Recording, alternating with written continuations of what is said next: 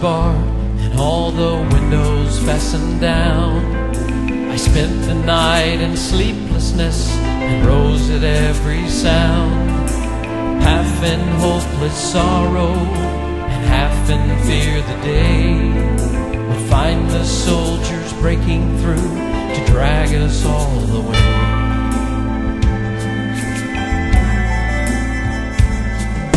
And just before the sunrise, I heard something at the wall. The gate began to rattle and a voice began to call. I hurried to the window, looked down into the street, expecting swords and torches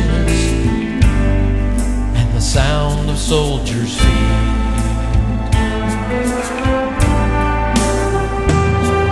There was no one there but Mary, so I went down to let her in.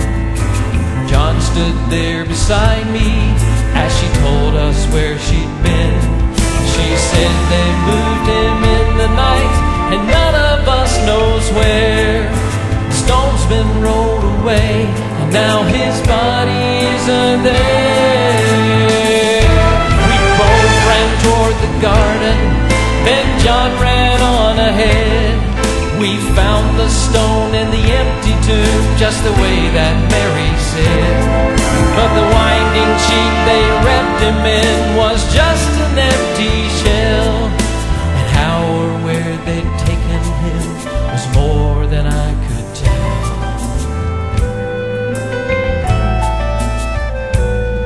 Well, something strange had happened there, just what I did not know. John believed a miracle, but I just turned to go. Circumstance and speculation couldn't lift me very high,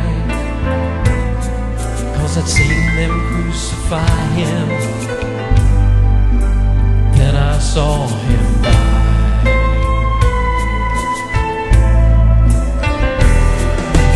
Back inside the house again, the guilt and anguish came. Everything I'd promised him just added to my shame. When at last it came to choices, I denied I knew his name.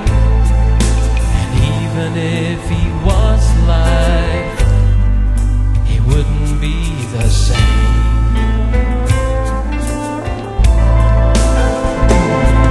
But suddenly the air was filled with strange and sweet perfume.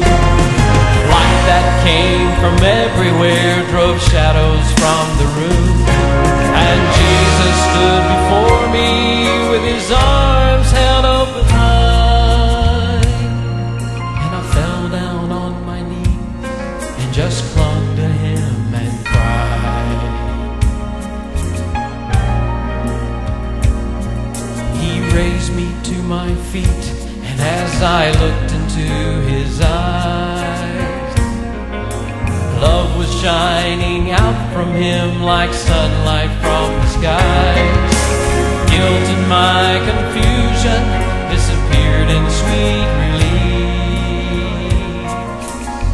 and every fear I'd ever had just melted into peace.